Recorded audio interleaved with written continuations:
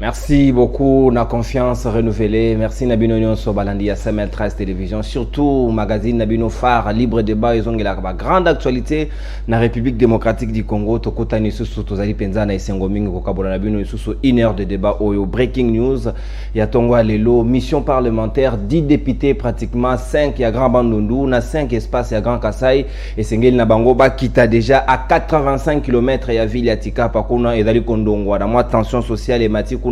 Entre Bakasayena bato ya ba Grabandundu ba kosala na société moko ya transport construction na banzela o ezali na tronçon Kamweshati kuna kananga kokoma petit côté ya Katanga ba kosala misala ya nzela wana population ezali mwana ndungu mukende yango président Mbosso a sengi obeba député ba kita sur terrain pour na kendo kosala évaluation ya situation na pour na ko calmer tempête et kozala malamu mingi ba kongomani ba vivre na coexistence pacifique ndenge ba konzi mboka bazali kosenga yango na tina mingi penza insécurité pe nuisance sonore na ville province ya Kinshasa. Ministre de l'intérieur provincial azali convoqué na 4 jours esengeli na a se présenter na assemblée provinciale pour na pesa ba explication esengeli na ndeko tengelito a se présenter ndenge ba eli ba kosenga ye aya sengi na bango 4 jours tokota na milulu wana koleka dolenge nini eska kozala sanctionner to pété nyonso wana rendez-vous à prendre dans 4 jours tokozongela bino pona kopesa bino ba détail na tina na yango vrai o tokobeta penda mama na likambo lelo na libre débat mokolo ya lelo na tongo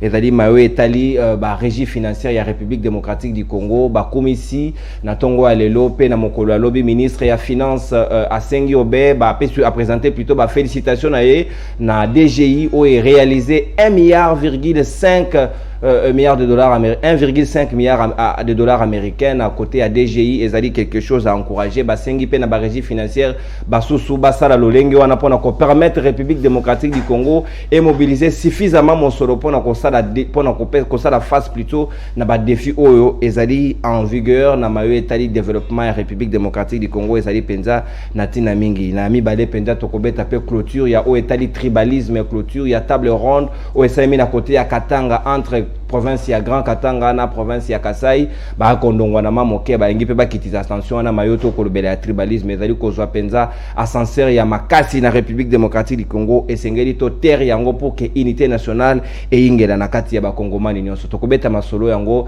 na baninga bazwami na ngai tout autour ya plateau moko ya ba Rasop président ya Rasop na ngonga ya lelo Owen Bosenge ya ila biso elongo a manqué biso depuis Belirette ndeko Owen na pesi yombo tepe bon retour na libre débat. Quel privilège. Je suis honoré d'être ici. Je suis honoré d'être reçu par nos non-courants. Ces grands plateaux m'ont manqué au moins 2 semaines. À part Moussala politique, on a d'autres activités à Kanango. Où ça la toujours en bonne santé. Et puis tu es protéger le foyer. Des fois, un péché à biso, tu es trop présent dans les médias.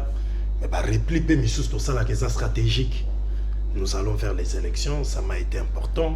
Des fois qu'on s'est caché et puis qu'on bimali sous parce que Congo est à l'eau anda kumoko et no kela mvula menda kwa ngosiko itanga ceux qui nda kwezo tanga et senga ceux qui mboule bandit tout le monde azala ozake peuple congolais makambo ezo kende malamu te mbilinga na pesibino avec le respect que je vous ai toujours dû na pesibino mbote mingi et puis na pesimbote na co-débatteur na ba cameraman ba technicien nyoso baza. Merci Owen Bosenge moko ba patron ya Rasop ya opposition ouais to ali na moninga na biso ya union sacré ali elenge ndeko Arem Lukikila ya ACP ya Gentiningo Bilambaka na pesi mbote pe na tondio botoni ndeko Arem mboto ndeko nono matondi mingi epai na yo na tina ete oyebi na kobengisa biso na plateau monene o ezosala honneur et professionnalisme na yo surtout mbote na co-débatteur na ngai mbote na ba kongomani bisika nyonso bizwami bango na kati to pe libanda ya mboka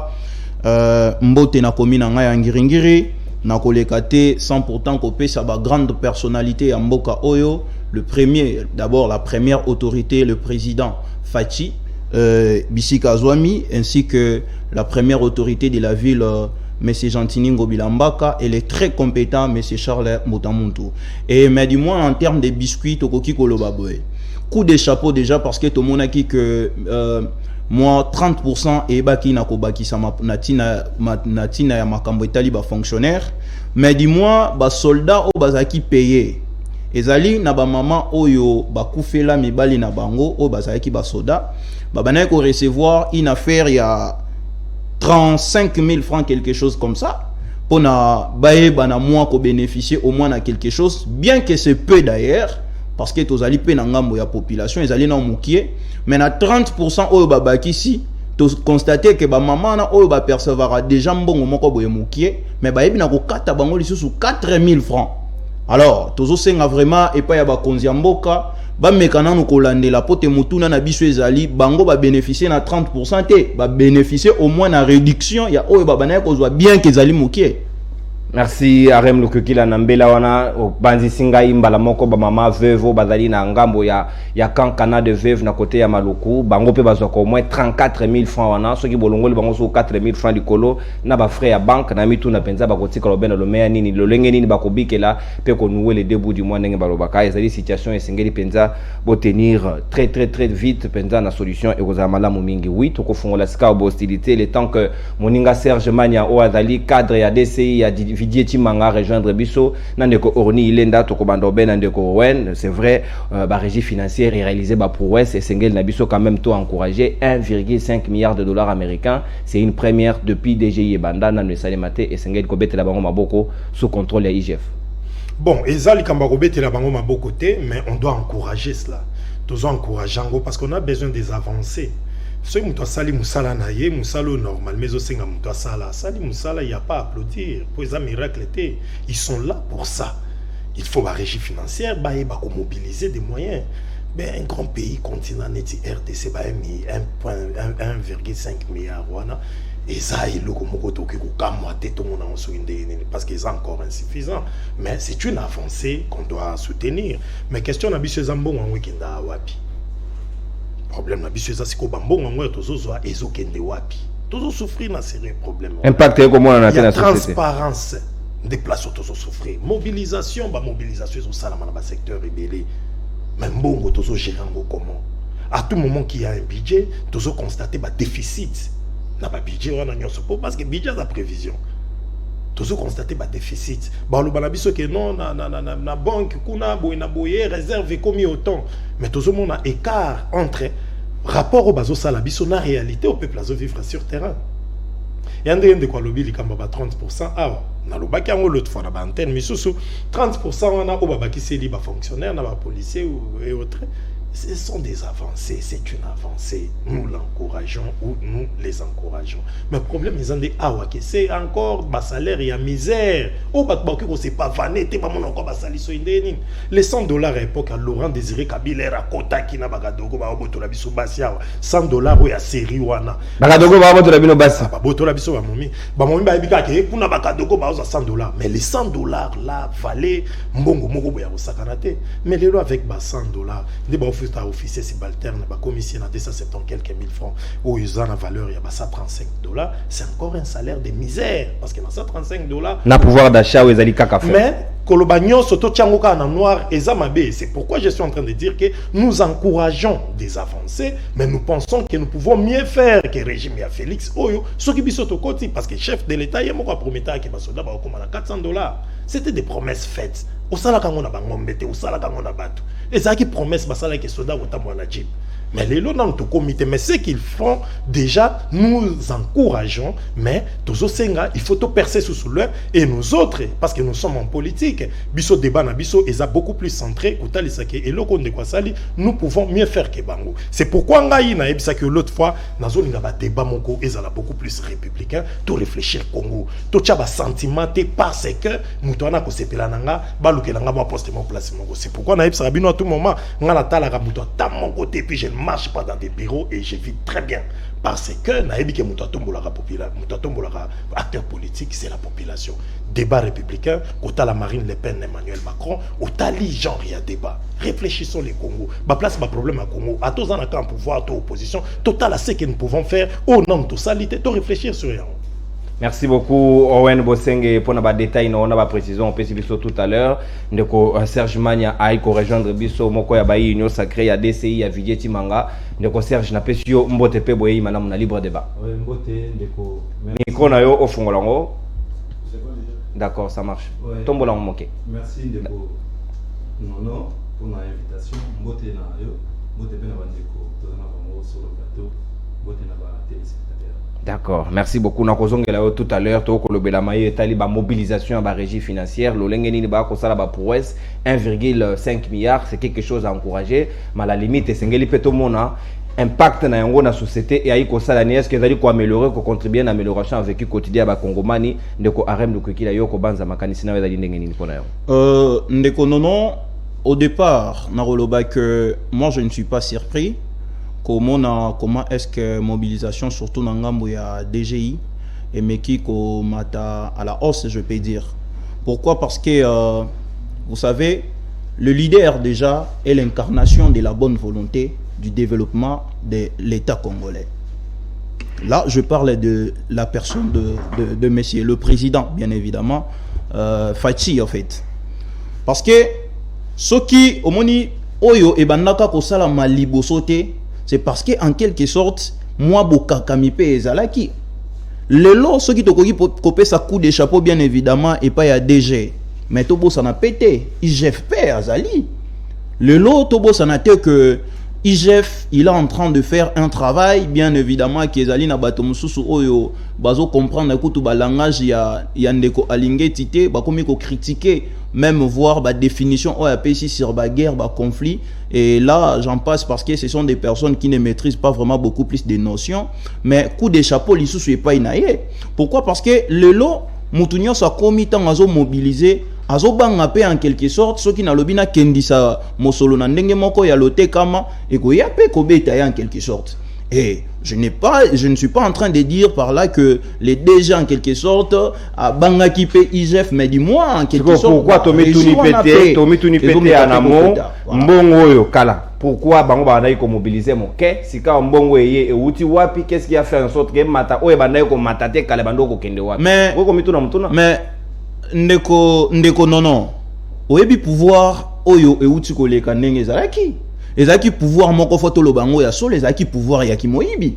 Ezaki pouvoir oyo soki mutu ayibi atindi ndambu pe epa ya mokonzi ya mboka, atindi ndambu pe epa ya ba ministre, atindi ndambu pe entre autres suivi ya malonge ezalaki te. Oyebi lelo ndeko luzolo bambilesa azwaki ba poste mi balé o ezalaki makasi na tango ya mokonzi oyo alekaki Joseph Kabila Kabange. Azalaki ministre ya justice aena tolérance zéro akanga bato ebele mais suka na yango asuka mabe akenda baye ko chaye conseiller en charge ya corruption oyebi ke afunda hôtel de ville afunda apesa ba rapport en ce qui concerne ba DGI o nyonso alobi ke atangana ba kombo entre autres ba kombo ya mwana ya ba gouverneur etangama mais ba etufa dossier wana. Mais aujourd'hui, avec l'IGF, tout le monde qui Alinget est là, il travaille et il n'a aucune contrainte sur d'autres points. Et il y a un lelo au Romona qui est aux succession, il y a ba os na banga monyoso. Pour la nini pena lobby qui est parce que le président actuel c'est lui qui amène l'innovation, la gestion et l'État. Entre autres, tout le monde qui est 30% à la raté à augmentation. Le lot au mona yango. Tout le monde entre autres séparation et pouvoir ils ont raté. Mais aujourd'hui nous sommes en train de voir que Matata Pogno aussi une personne qui a commis des infractions et autres mais déféré au niveau de la cour se déclare comme étant incompétente en toute normalité et en respectant la procédure légale. Merci. Donc ces innovations là Toko Mesana Yango avec tant que le président actuel a la bonne volonté pour donner le développement à l'État congolais. Merci. Tout en soulignant Nenge Owen Bosenga Lobag tout à l'heure que Zalika est insignifiant et Sengeli Kokende plus au-delà, mais ça il faut déjà encourager na État Potokomeli Ndeko Serge Mania yo oko réfléchir lo lengenini et Sengeli Nabiso to traquer le sous davantage miibi to Sengeli Nabiso mo ke opé Zali Kokota total lo lengenini ko orienter yango pour ne profiter na ba Kongomani. Oui, merci Ndeko Nono. Je vois que au Salami des exploits depuis que la RDC, que rien que DGI écoute ça 1,5 milliard. Il vous souviendra que Tobetaki Maboko Awa Tango RDC réussit ça qui il y a quoi arracher chance ya Rosa Crédit na FMI en demi au PSABISO 1,5 milliard. Mais na échéance il y a 4 ans et puis na 4 paliers. Mais les lobos qui rien que la DGI et côté ici dans un seul mois 1,5 milliard mobilisation interne. Oui, donc je crois que ça vaut la peine de saluer Yango. Il y a saluer principalement d'abord de quoi autour le président de la République puisque impulsion a finalement ils ont même un résultat de Mona. Voilà pourquoi tout le bâti au Kenya 2023 Tolingi to continuer na cap pour to komarara chiffre sur chiffre, montant sur montant, pièce contre pièce. Puisque on remercie le chef de l'État, le ministre de Finances, l'excellence Nicolas Kazadi, c'est vraiment des gens qui sont dignes. Il y a Robert Mabé, excellence dans Moussala Boyezo Salem. Les DG également, il y a DGI, Ndeko Barnabé, Moukadi, et puis l'IGF, il faut souligner que le contrôle de l'IGF peut et produire. On comprend maintenant pourquoi à chaque fois il tirer à bouler sur le messier, mais l'autre côté c'est qu'il faut maintenir ce le cap. Et là, qui au moins que c'est possible que Mokanabiso t'aurait généré autant de recettes sans que tous à la commander et Robert porte ça et là. Donc 1,5 milliard. Bravo à l'IGF pour le travail au Asali. Il y a qu'au contrôle avant et tout comme après, même pendant. Et au-delà de ça, il faut souligner que 1,5 milliard et côté, on se demande depuis tout ce temps.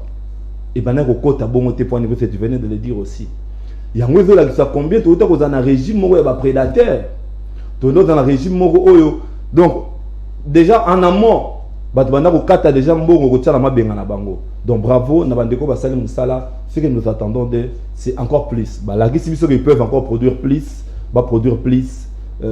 On les a déjà eu, tous les résultats merci naba déjà total et quelque chose à encourager Owen Boseng a to ko vérifier en termes d'impact les lots opération zéro tour na Kinshasa to mona ki awa et tambole ba kongomani ba ko lela ka on dirait que esimbi penza lolenge esengela ke zalate to lingi balomea o soki côté belé ba kongomani ba et profiter na bango na misala na ba hôpitaux na ba école et ba tongela bango pour que bango pe ba mona que réellement impôt na bango pe taxe ba ko fota ezali na contrepartie.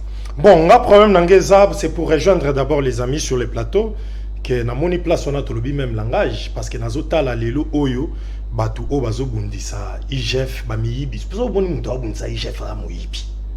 On se comprendre. Il y a des ministres au baza awa pour les frères en chapeau rouge à lobby que moni moyibi zaki na ntango akala ni non les amamba ntango akala moyibi zaki ya tout récilité. Moyibi kutu lelo e mati lisusu makasi et spectacle moko na yebisio ya liboma.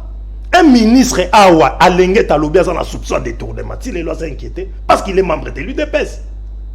Babouzo bawana ngai j'habite ma compagne. Batu combien baza proche à Félix na ba UDPS ba osomba banda ko ba 700,000 ba 1 million na quartier bazumbongo na wa yo za simple député provincial là ba kotio lelo na carte présidence osomba banda ko ba 700,000 ba 1 million zumbongo. C'est pourquoi je suis en train de vous dire, nous devons avancer et nous encourageons. Acte nous sommes opposés grâce à Missouma Kassi à mon ambali oji la lingete à Sali ça inquiète d'autres personnes et puis place nous sommes ça là que otia la IGF ma barrière IGF moyen pour ça nezate moyibi ti lelo ezali je vous dis moyibi ya makasi kutu na ndaka Félix Soemati problème na biso ezali c'est problème ezota la kaka Félix yé mon côté na Joseph Kabila te. D'abord la mobilisation et dépendant de la marché de Boussali, marché Boussali qui m'ont passé, vous en avez monté le moyen de l'eau. Kaka yo to comme ça déjà. Tam sous mois prochain à Rokita. Tout comme à Okikomata et dépendant. On est là qui c'était que batali bosso non, il s'agit de mobilisation. Mobilisation ça par rapport à marché ndenge makambo. Na par rapport à assignation. Na ba assignation ndenge makambo ezali. C'est-à-dire nous encourageons dans ces pays surtout na plateau awanga na za posa bilenge ya boy. Défendre la République. Politicien wana lenge talobi ayibi il utilise des journalistes des communicateurs acteurs politiques azobenga bango ba réunion ausana bango réunion kuna apesi batu $100 dani que fula kuta boyine kozambonga pour corrompre des communicateurs politiques pobo tiraka à boulet rouge na jila lengete Or, IGF faisant ça, il faut tout banga bien public. Il faut tout banga. Comment gérer l'État avec légèreté, avec l'État qui a occupé. Depuis IGF, il va booster. Moutounio soit banga da passer la responsabilité et que Azala tam soit se retrouve. Même c'est un exercice où tu continuer en permanence. Attends, Moutounio soit continue à pouvoir après Félix Tshisekedi. Tu as un caractère à Moïbi au Congolais, Zanango, Kolobake, les Bossonais, Zagil, le Sina, mais silité. Bituma Moïbi et silité.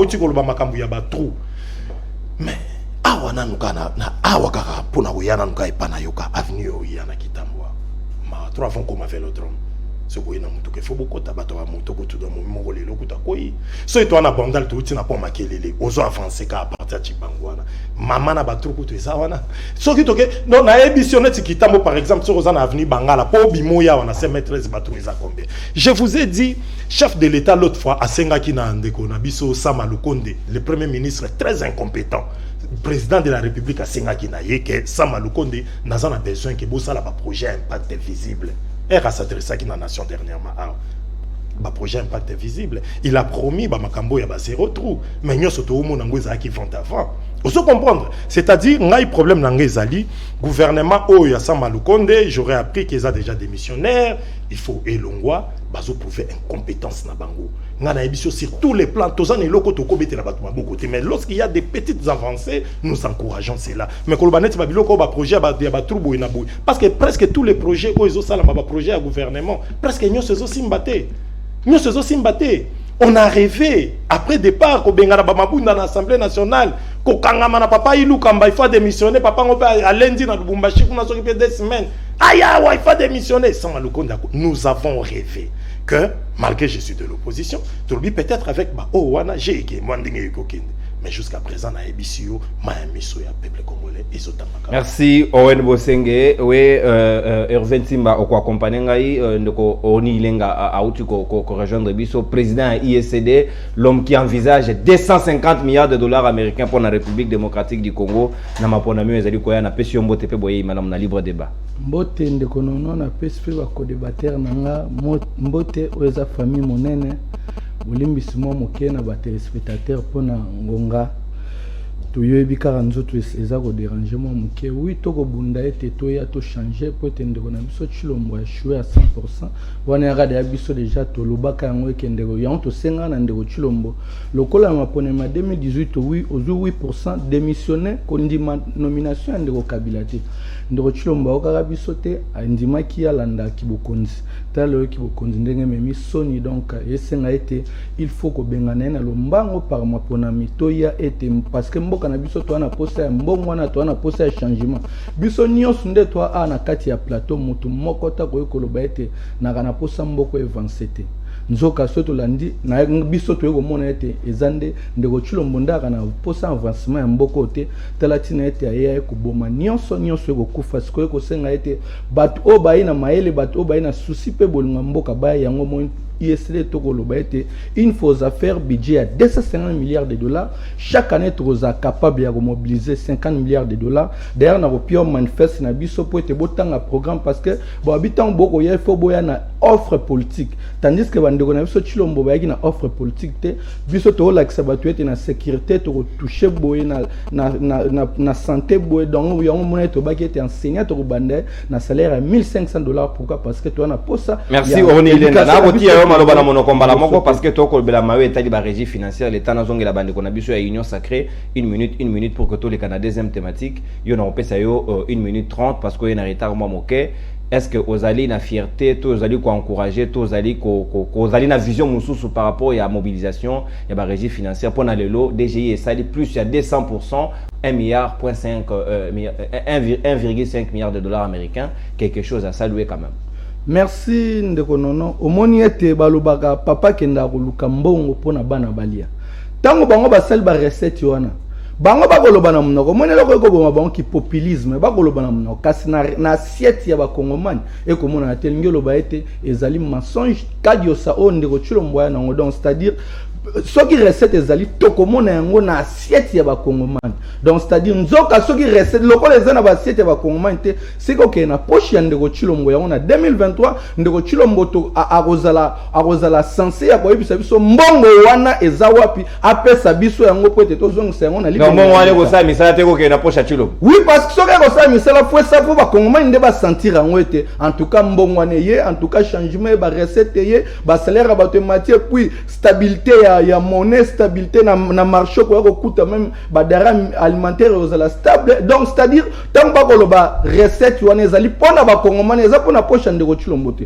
c'est que biso so to remarquer que bango ba ko sala mbongo wana pona ndeko Chilombo ya onto biloko ndeko Chilombo il était na 2023 ndeko Chilombo nde akoyebisa biso mosolo wana nyo se place ekei po ba Congomani ba ko souffrir depuis ndeko Chilombo wana souffrance koleka même ndet Kabila au minute même na lufelu bat bagana lufelu ba bi était pas si o ba Congomani ba ko vivre na lufelu ba vivre na lufelu ba leli ba lobi pas si yo ke na lufelu te ne ko sala différence mais ba centre ba ko communiquer biso ba lobi ndeko oyo aye wana pas si ko monisa bino na lufelu pas si wana ezaka bongo te.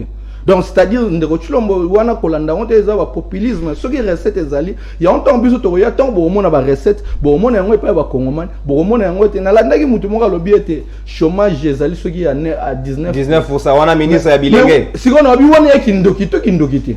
Et pourtant, to yebi ad na kati ya Congo ezali 94% o ba jeune bazali na chômage. Mais tala ya on a besoin bazali gouvernement ko kolanda te ngana ko senga même na bandeko nanga c'est le moment bo bongwana botika ndeko Chilombo boya na ka vérité pourquoi parce que tant au changement ko ya to ko lo bateke ezala chasse sorcière te botika ndeko Chilombo atika yemoko boya bo région de ka vérité pote na 2023 to bengana ndeko Chilombo na batu oyo ba ko compagnie ba kende pote to changer mboka. Merci. Oni, il est candidat président de la République en 2023. Il faut prendre rendez-vous. 250 milliards de dollars américains. C'est faisable. Les alibes ambition na Congomani Union Soali na liberté d'esprit. Yako nourrir ambition. Surtout yako linga mboka. Parce que mboka on faut qu'il y ait des libos. Na lobi na yote. Ero bandai robé là. Awa carton rouge comment? Awa carton jaune comment? Donc on y a savé logo awa. On a fait suspendre. Zela moi moqué.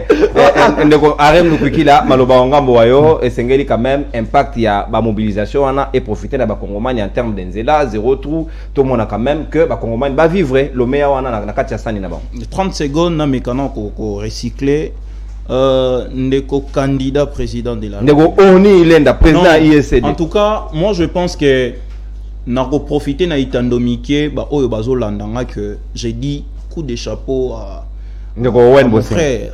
Ceux qui n'azalaki un opposant également, j'allais faire ce genre d'opposition. Une opposition dont ceux qui placent mon quoi avancé, to lobby qui a avancé, mais doit attaquer critique beaucoup constructive. Vous comprenez? Parce que un opposant, ce n'est pas kolobana loba pour ne rien dire. Lorsque vous parlez, vous proposez. Il a dégagé l'intelligence, il a dégagé les stratégies pour faire avancer les pays. Et c'est ça être opposant. Être opposant, ce n'est pas dire tout ce que vous avez dit là, monsieur les prochains candidats députés. Mais président de la République. Bon. Correct, rien à député. Bon, on a dégagé des tendances à député. M'excuser. Mais on rappelle comment que ils ont un prophète moko o ya pesa qui professeur lobaki ke bana ba candidat o ba kozala na présidence et un candidat moko sala AVC dans la mususu okweya na lobité ke za pa na yo ke ba na pas me la gaé tant de au nom de Jésus tozo kende pona komeka moi ko avancer. Moi j'encourage d'abord le peuple congolais, la population congolaise à payer les impôts. Pourquoi? Parce que l'État en soi, hormis na caractère na état commerçant, il peut aussi produire bien évidemment les entreprises, mais il faut qu'il y ait aussi des contribuables, entre autres la population congolaise. Mais du moins aussi, l'État a une obligation de faire quoi? Zakozongi c'est la lingala. Pour ba Congomani ba comprendre ba manelo malam. Tolobi boye. Na lobi que na tango nyonso l'État na casquette na longi na mususu azali wana pona kosala ba entreprise yango to moni entre autres ba transport pona kokotsa mbongo na libenga ko vimbisa budget ya mboka. Mais aussi population congolaise il faut yeba ke so kaza na posa pe alia lipa na talo moko boye elongo bani biloko pe ekita ye moko pe ifazala na ndindisa ya kopesa kalisusu contribution pour na avancement ya mboka. Alors nga siko na kotelemela l'état na esika moko lelo tokotisi une affaire à 1.5 milliard, c'est bien bon, mais il esengeli ete bula matadi ayeba pe na kozala na ndindisa ya kozongisa la population mbongo na ye parce que batongela ye bopito batongela ye école mais tant tolobeli déjà banzela certes banzela mususu ezobuka na certes banzela mususu ezokota nungu mais dis-moi lelo tozomona le prince Elengesa tozomona ba route kikwiti mais tokoloba pe que tozomona banzela o ezosala malelo et kozala na dire moko un peu long. Pourquoi? Parce que tozomona ke bazosala ngona ba béton pe lelo banzela o ezobeba ezali banzela o ba chinois basala rango na lolenge moko elongo banite. Vous comprenez? Donc c'était ça un peu la contribution. Mais pour Ndekonangai, candidat député, plutôt candidat président, il faut au salaire proposer nous. Qu'est-ce que vous amenez? Merci. Merci. Plagiat à projet de société na yote. Merci Arem Lukwekila. Mais ça n'a pas mis candidat président, député te yalinga obe bongote. Na ebi ba député bazali ndeko fayu le candidat député ndeko nanga mususu abaki sami candidat député. Merci beaucoup. Ah, motona makanisi na ye Serge Mania maloba ongambo wayo. Est-ce que sengeli na ba kongomanité ba profiter pe na impôt bango ba futaka o ezali caractère ya bon citoyen? Oui, effectivement, les Congolais, surtout sur Otali, naturellement, sur Otali, le fort au gouvernement, c'est la gratuité enseignement. Congolais, nous sommes intérieurement, faut le bas. Et puis, nation patriotique, faut na foutre. Mais bien, les enseignants école primaire, les syndicats, na bango, c'est quand même pas de grève pour la gratuité. Non, en fait, on a toujours risqué de faire la boîte. Très bien. Tu continues. Pourtant, ouais. Donc, rien que ces efforts-là, cette gratuité d'enseignement a combattu, il a dit combattu. Congolais, nous avons en tout cas pour la seule façon pour moi de contribuer pour gratuité d'enseignement effectif. Ils allaient refouler un pas qu'on a. Les lots DGI 1.5 milliard. Ceux qui te continuent, encore plus, on aura plus que ça. Et moi, j'essaie de faire un petit calcul. Avec 1.5 milliard de dollars, c'est à peu près 1500 km de route. Donc, on a penanzela et bandi banda soki na kananga na kabinda tito yeti na Kinshasa awa barotonganzela. Alors ceux qui ndenge ekoti boy ekoti l'État aura suffisamment de moyens pour na concrétiser ba onyo swana. Moni bato bako kansate que non mbongo na ndenge ekoti biso do sentir eloko te non. Ce n'est pas le rôle mbongo ekoti, il faut automatiquement biso do sentir eloko. Ça ne demande même pas d'être aussi intelligent pour nous comprendre que c'est tant aux kota bongo na sima nangonde plus les okota répercussion nango et vous allez toujours postérieure na ba quotidien ya ba congolais.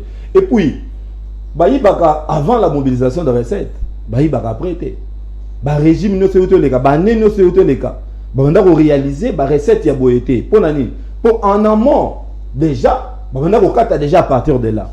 Donc c'est ici qu'il faut souligner que d'ailleurs on a osé là namona ba déclaration ba tenete ba matata ponyo les technocrates ba tenete ba Adolphe Muzitu ba ndegolete ba Martin Fayulu ba sa déclaration pour 1.5 milliard parce que tant on va tirer sur quelqu'un à Ituri ba bomé mutu na Ituri on voit comment ces gens publient des images ya ba koufi à ta respect à mort exaté ils sont rapides à republier bloc à bongo mais tant on exploite salami ba yapé baloba ba saluer before que ça parce que tout le temps au baron bazalaki malgré la technocratie la politique il y a bonne gouvernance il y a des journalistes matata ponyo il n'a jamais atteint ce record ici à 1.5 milliard. Merci. Donc le rôle lelo va saluer nous attendons aussi leur déclaration tout le monde a bango ba ya baloba bala qui sa population que en tout cas logo et salami ezabo mais pour ndeko nanga orni ndenga otoloba orli ilenda. Alors, pour Chilombo, moi je lui ai toujours dit, les grands esprits discutera des idées, ouais. Les petits esprits discutera des individus. Chaque fois que vous amenez dans le plateau, non, nous restons trop bas. Apportons des idées, même temps aux présidents de la République, aux présidents de la République en fonction de Chilombo. en fonction de l'idée merci. On collègue, collègue. Merci beaucoup. Donc, chaque fois que nous venons avec des idées. Le lobo yo mon idée j'ai côté ici 1,5 milliard de dollars de Konangai. Est-ce que attends qui congolais au bolo baté que non Serge Mana na kozongela yo total lolenge ni tokoki ko marier ba réalisation ya gouvernement provincial to pe national na mayo etali banzela na ville province ya Kinshasa bana ya Kalamu bandai kolela mingi Ados Ndombasi a s'impliquer qui personnellement pendant Rolanda ba suivi ya banzela ko sale mana lolenge wana kuna total ninyo ba saili bango sur terrain plutôt kozonga po total 1 milliard wana soki réellement ko poursuivre misala ya banzela o ezali na ville ya Kinshasa. C'est parti. C'est un sentiment de pari gagné pour l'honorable Ados Ndombasi, élu de la Funa, qui s'est battu comme un diable dans un bénitier pour obtenir la réhabilitation de différentes avenues de la commune de Kalamu, dont Kimwenza et Bongolo. Après ces différentes démarches menées à cause de l'état de délabrement de ces avenues auprès de différentes autorités et institutions du pays, ayant appris que les travaux ont repris, l'homme à la combinaison orange est descendu sur place pour s'imprégner de l'évolution de travaux. Faisant une pierre deux coups, il a visité également l'état de délabrement des avenues du quartier Ezo, partout où il passait. Cet élu du peuple a été ovationné par la population pour son rapprochement à sa base.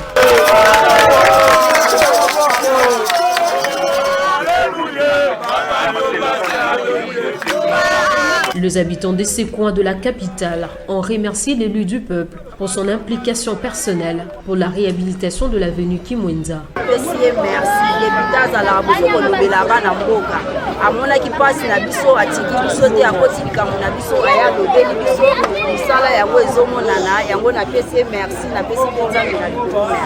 Honorable Asaki de Santa à l'hôpital semaine Karapama, Netoyebo, ceux qui baillent au marché. Des semaines pour quitter tout le monde missalé bandi yango mingi olobea te biso moko to comprendre na za pour samboke be banana pour samboke talara parler du peuple transport tikuna so comme de ça taba policier belé to kota ndemo to ba perne kana to ndo jouer biso rôle kuna donc musala sali nzambe apa molai pe na sengi na batu nyonso tu oyo ba moni musalo esalami na suivi na maloba babosa na papa te atala mabondo libachaye parce que yango emona aba banyoka bakoma obuma banyoka ezanga lion aba na lia batokoto. Le député national Ados Ndombasi estime que c'est un sentiment d'une mission accomplie et promet de continuer à se battre pour la réhabilitation des différentes avenues de la commune de Kalamu, dont Pozo, Badjoko, Oshwe, Victoire et tant d'autres. Aujourd'hui, babongisi esika oyo ezosepelisa makasi mais basuka awa te bisika ebele ya kobongisa ezali tomoni mpe kote ya balabala kikwiti esilanu te ozomona donc nalobela mpe kaka kimonisa te nalobela mpe balabala ebele eza na kati ya Kalamu lokola Oshwe bavenu Mpozo balabala busu eza pembeni ya Saint-Joseph na Matonge eza mpe ya kobeba makasi. Signalant que le député national Ados Ndombasi s'est résolument engagé à poursuivre sans relâche les combats du bien-être de la population de Kalamu en particulier et de la Funa en général. Félicitations na Eli Yafuna Ados Ndombasi na musala malama ko sala pona suivi ya ba électeur na ye atokole kasika on a deuxième thématique na biso na 20 dernières minutes na biso etikali na chrono esengeli to lobela table ronde il est na ngambo ya Katanga na précisément na ville ya Lubumbashi esengeli ki coexistence pacifique entre Katanga et Kasayen. Président de la République même azalaki wana na conférence interprovinciale ou eselemaki est-ce que esengeli na Congo to terre tao ezali ya tribalisme ezali nesika te Congomane esengeli tata be moko ndenge mobuta banayo koloba melelo mwa nyama ya mabe wana engi kozonga lisusu pona ngongo to koloba na ngambo ya Kasai pe baninga ya bandundu bazali be menacer moke précisément na tronçon ya Kananga Kashabwe mboka moko ezali proche wana 85 km oyo mboso a diligenté déjà enquête parlementaire et sengeli na 10 députés ba kita sur terrain pour na ko faire asseoir ba population bayokana parce que bango nyonso bayali ba kongomani Owen Bosenge mokolo ya lelo est-ce que tokoki ko beta susu likolo ya tribalisme na kati ya République démocratique du Congo. En tout cas, merci beaucoup pour la question. Nanga d'abord on a encouragé mon frère Ados Ndombasi na eloko saliwana, c'est ça notre rôle acteur politique yangoana. opposition au pouvoir, biso photo ça la Kambela na ba décideur, ba mekakota. Quand il y a une pression, va réaliser. Le rôle de l'État, c'est de répondre aux besoins du peuple, répondre aux besoins de la population. Dans les cas qui parlent pendant plus d'un mois, des missions partout dans le les canazolo, la mituka, oba komisa qui place commerciale, local la garage. Et ça qui député de lycée Sanga à lundi pour la komisa mituka. Ba ganga revandi, soso ba mituka minene. Luke lango entrepôt place ko banda rolal. Général alonga boni, ba chango place wana. Na leki na ba média ya ebisaki batu, il connaît les chefs de l'État. Mais coup de chapeau na ebité et sa réaction ya nani, ceux qui sont inspecteurs provinciaux à la police, au gouverneur de la ville. En tout cas, et ça là que ba évacuer Nyoso la place commerciale ma campagne et ali sauté, ba tie ba place ko tu ba ki ko fanda kana bango ndenge biso to kolela, ba ki ko fanda kana bango, ba loni ba pelouse et tout consort, maloba otolobaka, ba décideur ba yokaka, opposition au pouvoir, c'est ça notre rôle. Musalo biso photo ça la souvent wana, c'est pourquoi moni terrasse nanga na couloir avenue Kasavubu na tia yango kombokini bopeto et pourtant je suis de l'opposition. Libanda Nyoso ba sala ka assainissement. Le rôle que nous faisons, c'est pour répondre aux besoins de la population. Alors, tu y a dans Makambo Balobi, il y a tribalisme, par exemple. So, tu as tribalisme, depuis le président Félix Azana pouvoir, il y a makasi. Oh. Tribalisme, on a constat. Constat, on a la salle. Parce que nous avons bien même dans les réseaux sociaux. La plupart des filles dans les réseaux sociaux, comme on a dit, la famille, banane. C'est-à-dire, problème n'a c'est ça. Présent Félix Temoutou a sali qui est tribalisme et ça là. Non. Moutou Moussousou, amour na yo, to attachement na yo na chef de l'État. Motivation est anini.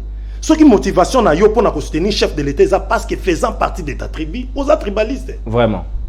Soutenir chef de l'État pour Lingara Félix. Soutenir chef de l'État pour amoureux et ambition naïe. Soutenir chef de l'État pour Monica Zana vision pour Yozomona. Soutenir rien à sens soana. Mais sans soutenir chef de l'État pour tu fais partie de la même tribu naïe aux tribalistes.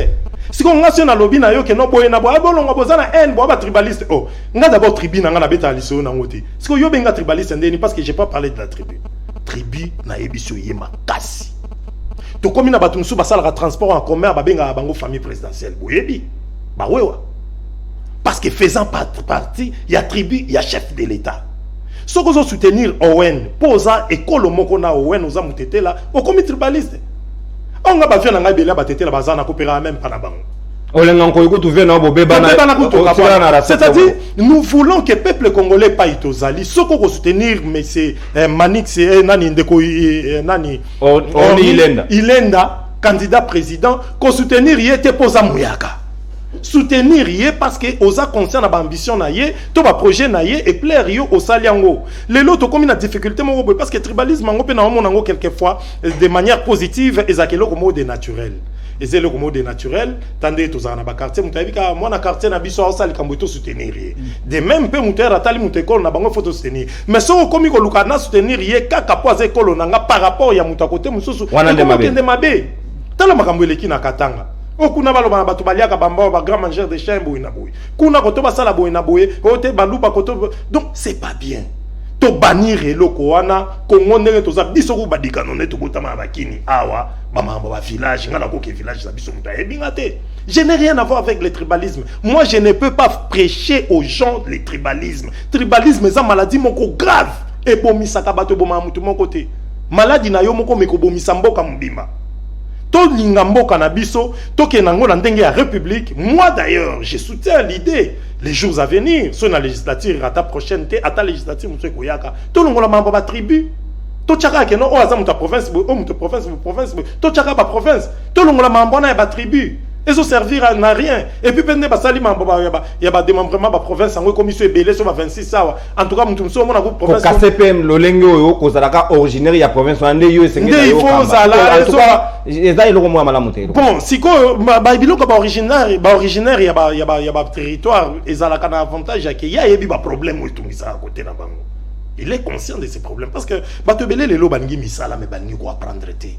Ozolinga ko apprendre té mais yo linga ko zo poster.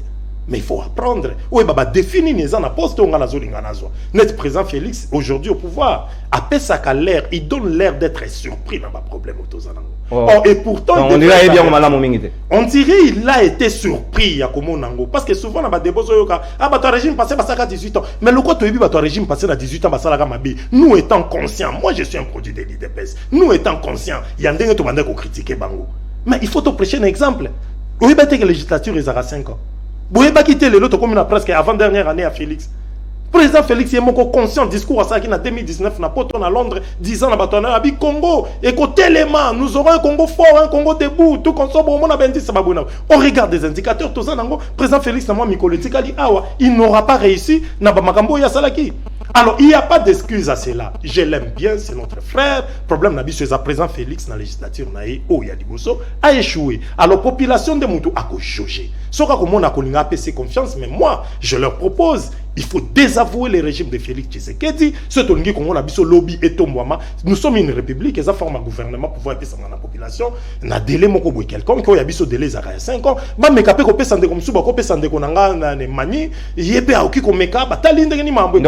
Peu importe les camps où nous allons, mais ce que nous voulons et nous souhaitons, bah, on a vu ce 2060, 2070, bah, qu'on attend qu'on malam. Merci Owen Bosenge Namakanisina qui to konengo ko combattre tribalisme ezali tar ya mabe senge na biso nonso to poussa yango mosika na biso kongomani to ana posta na ngote ndeko Arem Lukukila yo kopesa makanisina yo ndenge nini chef de l'état yemo kutu akenda ki sur place ba to mosu ba ko réduire ba bi sengera ki vraiment te mokonza mboka kene na maye wana et sengera ka tika au dessus de la mêlée mais peu importe ali tata ekolo asalo a sengera ko ça.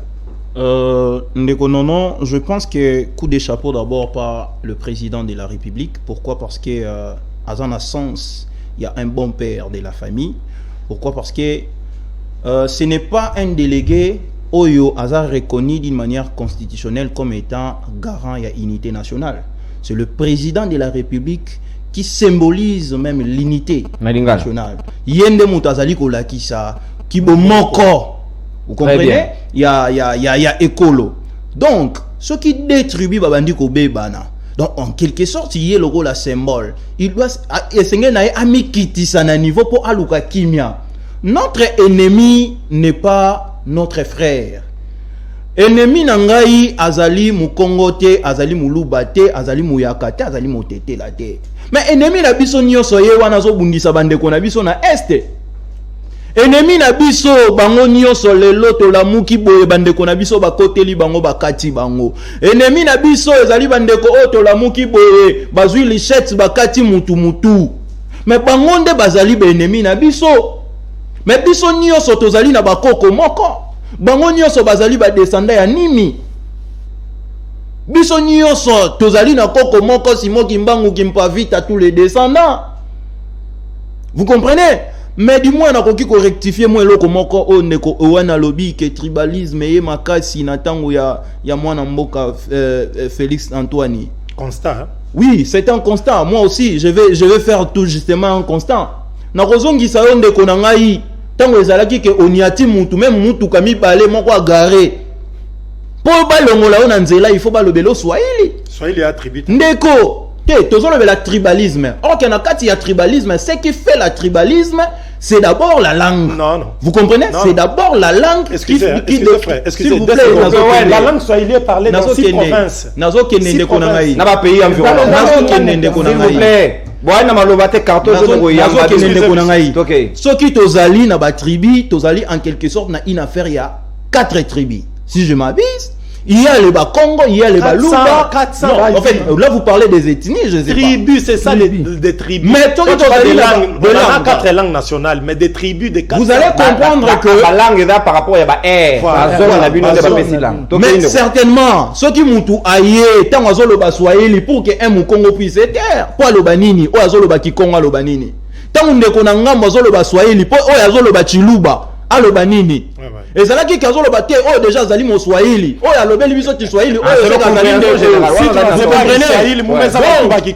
qui na sens ya nini et ça là qui déjà impact au contredire ngai te ce qui na ebisio que moto moko kaka o ya longa kama kasi unité nationale c'était Mobutu biso no sali na limité to kondima. Voilà, ça c'était des critiques mais en termes de propositions d'abord na élection ya ba gouverneur oyo ba ezo salama ngai nazo trouver pas si mingi na motema na ngai komona que Congo central ce n'est que le Mukongo qui est en train de postuler de l'autre côté chez les Baluba ce n'est que les Baluba to pesi mo comment na Baluba au cité zera pardon na ko donc c'est dans minute na pesi ne mo ndanseme mbote kaka côté ozali na pesi mbote candidat gouverneur na Congo central vous comprenez or lelo moi je proposerais que na mona Ndeko Arem Lukwikila comme étant un Mukongo, je sais pas moi, comme étant un Mouyaka, un Mutabandundu, accueilli pe na niveau ya Kasai.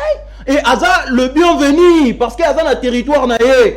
La constitution elle est claire, tous allez libre ya kotambola na bisika nyonso mabele nyonso ya Congo. Oui. Vous comprenez? Et message na ngai kozala epa ya ba Kongomani o bazolanda. Muswahili ennemi na yo Aza Mouyaka te.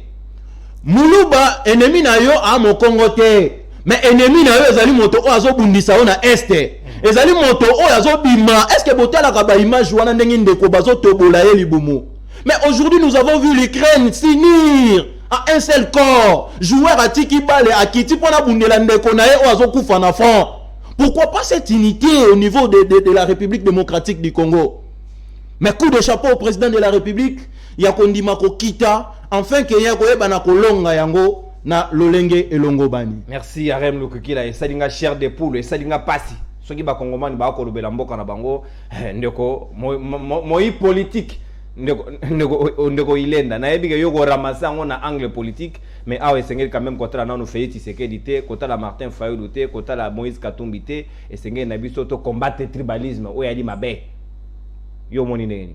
Merci ndeko nono na félicité ndeko nanga owen na lekai wana na nini na place commerciale na kuti vraiment kitoko pepele abundeli yango makasi chaque fois on ko beta cette félicitations makasi. Merci. Donc na félicité ki opé na chaîne moko songolo mais félicitations vraiment makasi pe na ndeko na biso nani Ados Ndombas na komba oba ko bunda ndeko nanga ndeko nono Arem ndeko makambu ndeko owen na lobby ezali ya solo biso to vanda awa na mboka oyo tribalisme to komona ngo makasi tangu kaka ndeko na biso Chilombo Azubo Konzi to vanda ki awa Mobutu aprenait biso unité nationale to zaki bo moko to zaki wa muza ye kabila ye tangu kaka ndeko Chilombo yanga na lobaka ete okobundisa tribalisme soki yo moko zali oko seme loko wana moyesi la ezati donc c'est-à-dire mutu oazali mieux placé ya côté le tribalisme ezali ndeko Chilombo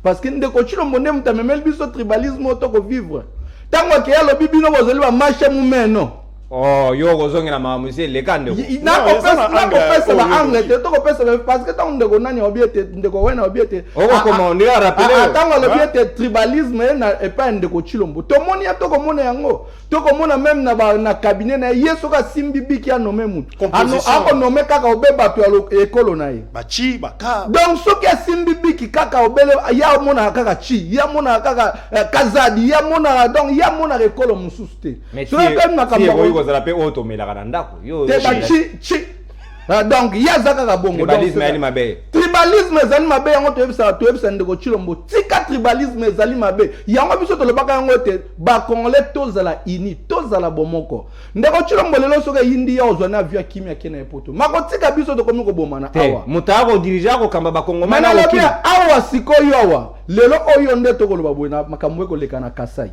oyebi ete bakati bandeko bandundu maboko ba na uti ko der biso nga na kokita pe na to sala tour pour santé za ipe ko déranger nga na tourner na sa tourner na Congo mobimba donc na etikala ekoto na ndefo na ke na ki ne peut le bilan pour biso to zali na baluba biso to lo bakango union des ethnies du Congo pour le développement to zali na ba congolais nyonso na kati tandis que so landi IDP so mono eza na tendance moko tribo ethnique clanique donc parti moko ya ba tribalisme donc soko moni président national Muluba oazaki aikaza kabunda wakabunda Muluba soko ye kazaji metela ka configuration ya IDP so moni ka tribal na bien poto luka tribalisme tala IDPS configuration wana mais biso te yaka na IEC do mona nga président naza mute kolobo mona vice na parce que naza secondé na deux vice président baza ekolo mususu donc soko yo o mona ke awa wapena ke tribalisme ezati mais ndeko na biso Chilombo soko landi kaka ndenge ya vivaka ndenge kaka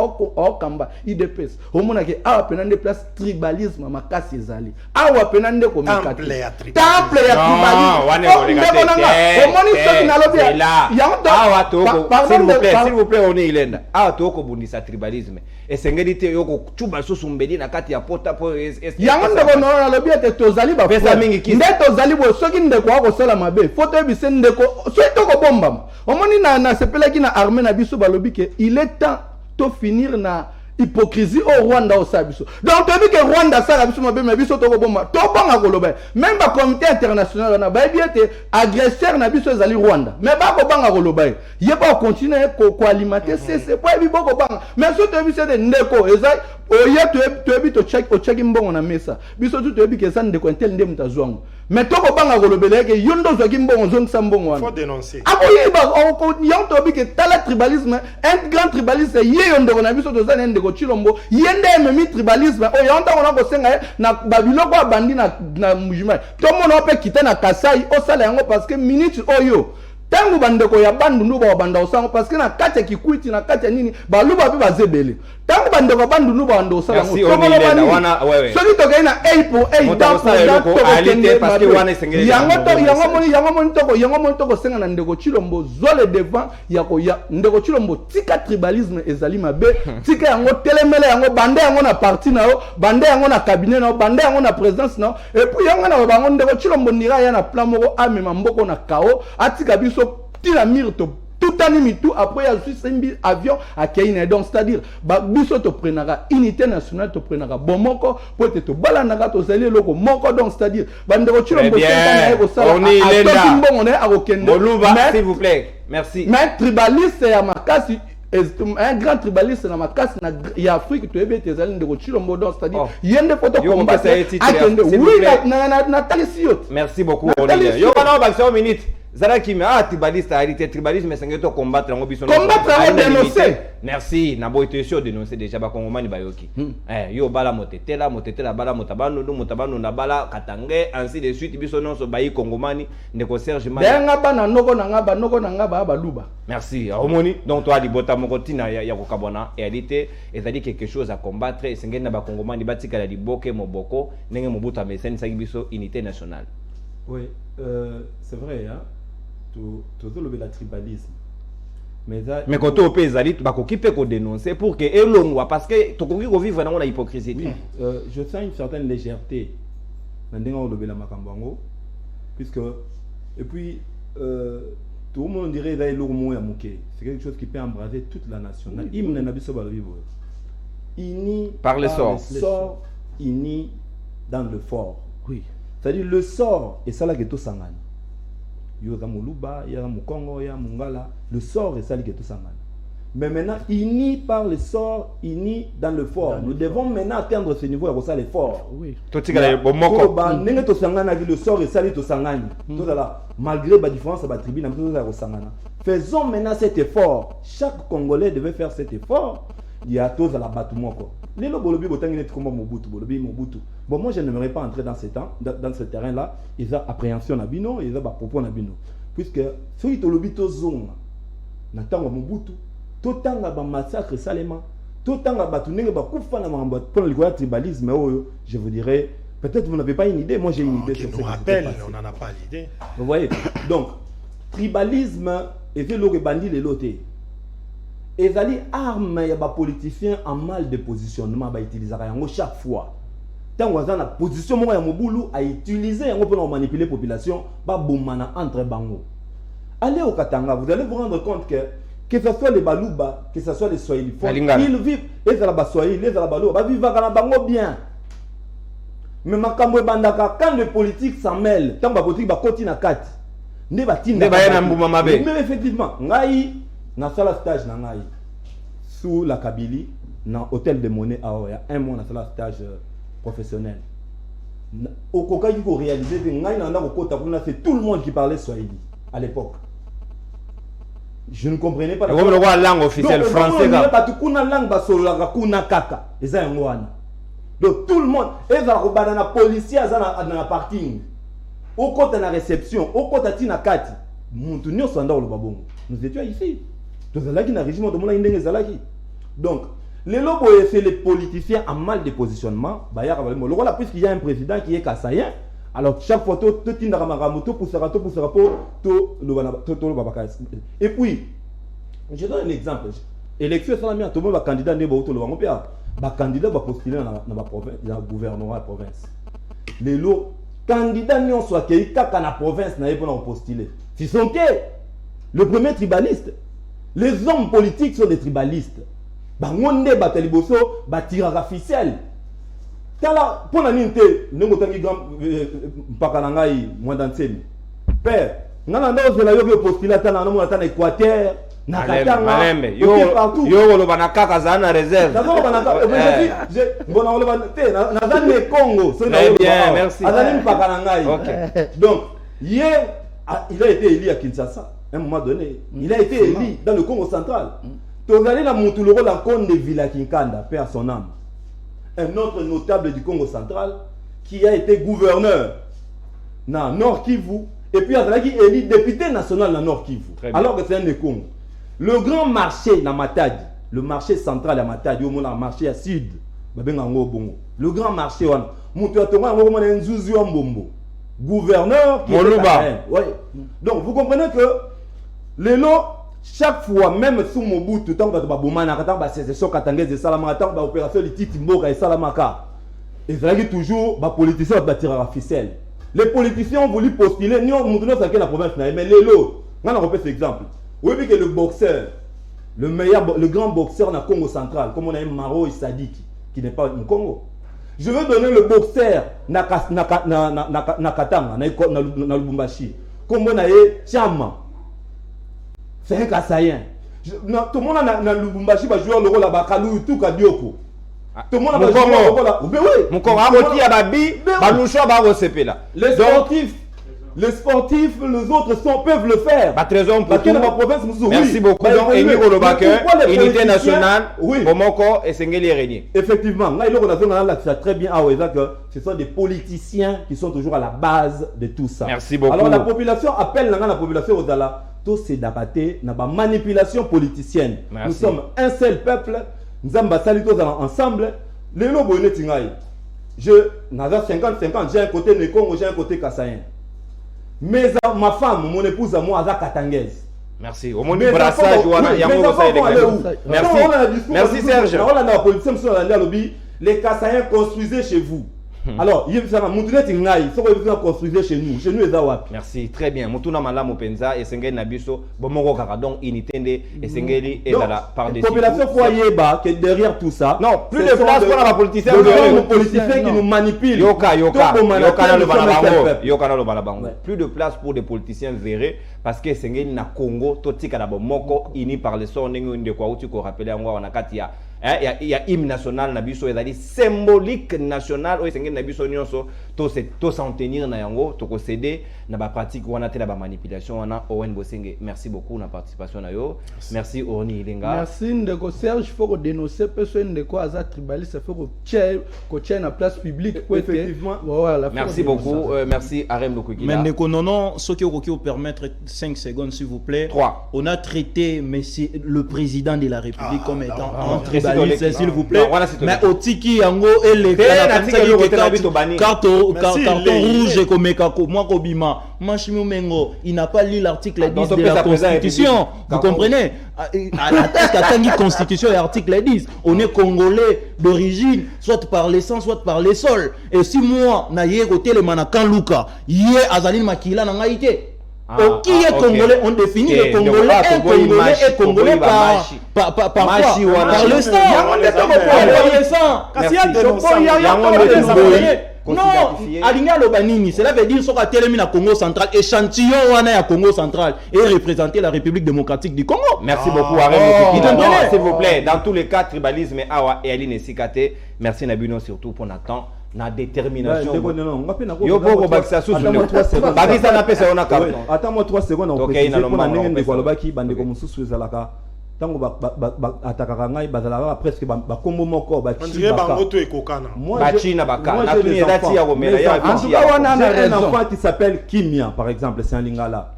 dans la bala musomoni kombo faut pas trop définir tribu à mon non wanate en tout cas wanate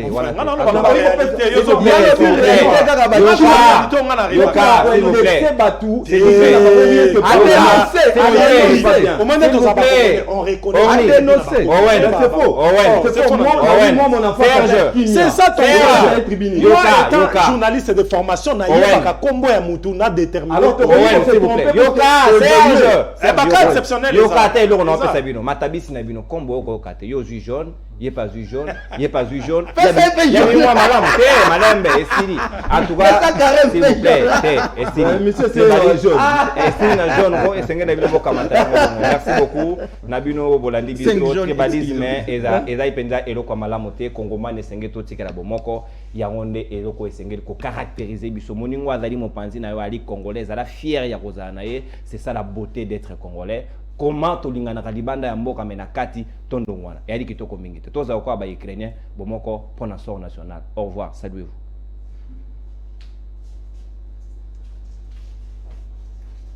Okay.